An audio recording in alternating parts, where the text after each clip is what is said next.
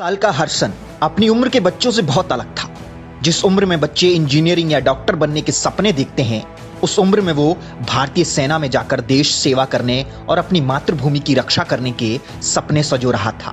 जब वो चौथी क्लास में था, तभी उसने अपने पिता के राधाकृष्णन से जिद की कि वो उसे तिरुवनंतपुरम के सैनिक स्कूल में दाखिला दिलवाएं, ताकि वो अपने फौजी बनने के सपने को पूरा कर सके।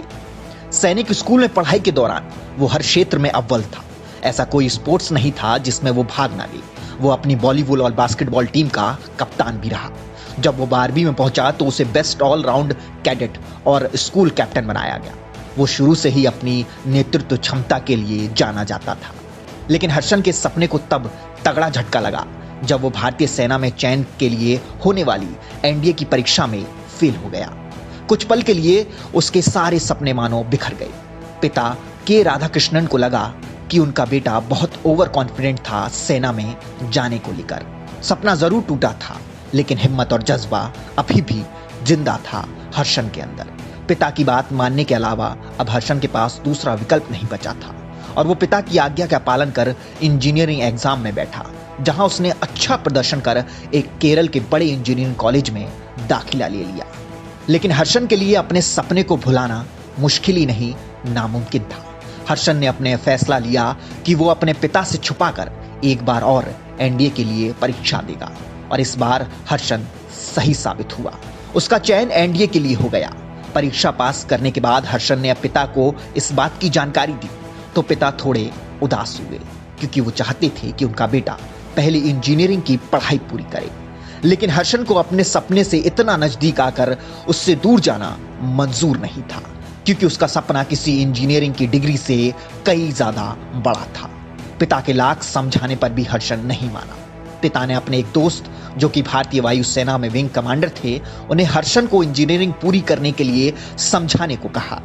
कुछ देर तक पिता के मित्र ने हर्षन को समझाया और फिर उनके पिता को एक बात बोली कि अगर तुम अपने बेटे को खुश देखना चाहते हो तो उसे एनडीए ज्वाइन करने दो। इसके बाद वो नौजवान निकल पड़ा अपने सपनों का पीछा करते हुए। IMA देहरादून में उनकी ट्रेनिंग हुई। माता पिता दोनों अपने बेटे को फौज में अफसर बनता देखने के लिए केरल से देहरादून पहुंचे। हर्षन ने अपनी मां का हाथ पकड़ा और उन्हें एक जगह ले गए। उस जगह का नाम था बलिदान मंदिर, जो कि IMA के अंदर ही स्थित था। उसने मां से कहा, अम्मा देखो, ये नाम उन वीरों के हैं जिन्होंने वतन के लिए अपने प्राणों को न्यौछावर कर दिया। क्या अम्मा तुम इन वीरों की माताओं के संदेश देख सकती हो? इन माओं को कितना गर्व है अपने बहादुर बेटियों पर। अम्मा, तुम्हें भी बहुत गर्व होगा जब मेरा नाम इन बलिदानियों की पंक्ति में सबसे ऊपर लिखा जाएगा।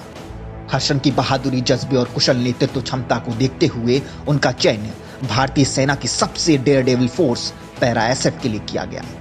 साल 2002 में पैरा 2 यूनिट के कैडेट हर्षन ने अपनी ट्रेनिंग कश्मीर में पूरी की।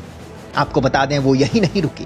इसके अलावा वो उन 6 यंग ऑफिसर्स में थे जिन्हें इजराइल स्पेशल वेपन्स की ट्रेनिंग के लिए भेजा गया था। इजराइल से लौटने के बाद 2006 में उन्हें कश्मीर के बारामूला में पोस्टिंग मिली। तारीख 7 मार्च 2007।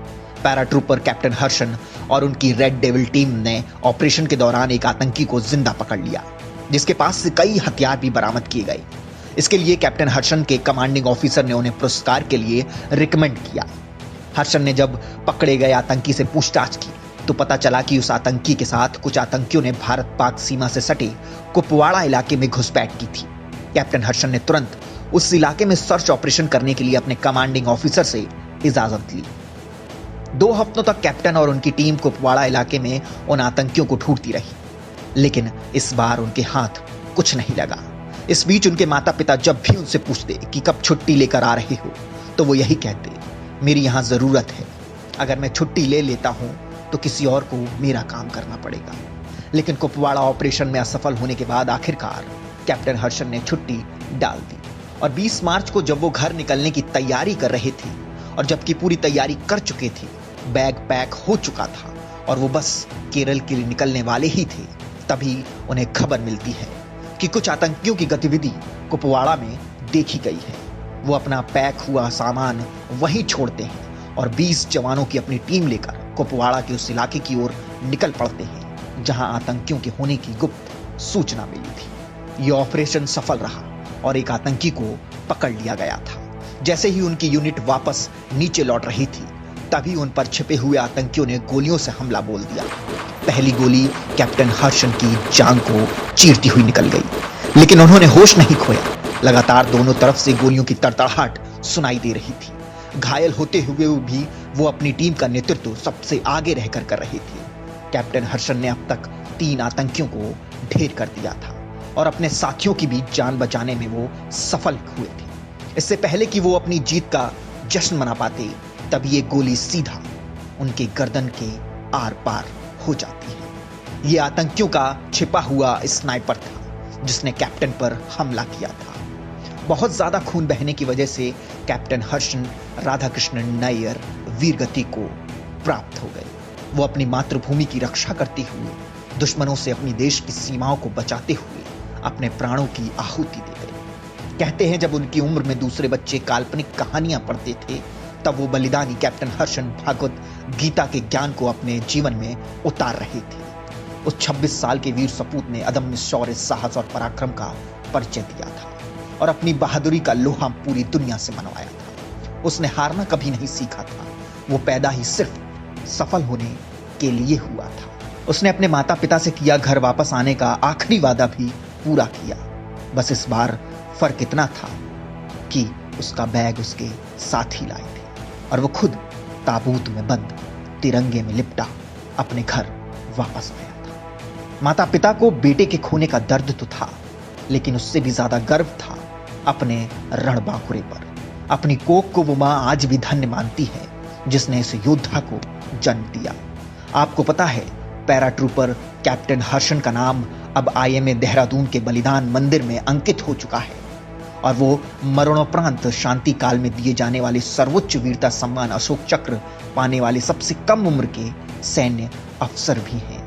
वाकई में धन्य है ये धरा और धन्य है इस माटी के लाल जो अपनी वीरता की कहानी अपने लहू से लिख जाते हैं। इनके सामने सबको सम्मान में बारंबार सिर झुकाना चाहिए, क्योंकि जब ये सरहद पर होते हैं तभी हम और आप चैन से सोते हैं। नमन है उन सभी वीरों को और नमन है उन माताओं को जिन्होंने अपनी कोख से इन बब्बर शेरों को जन्म दिया।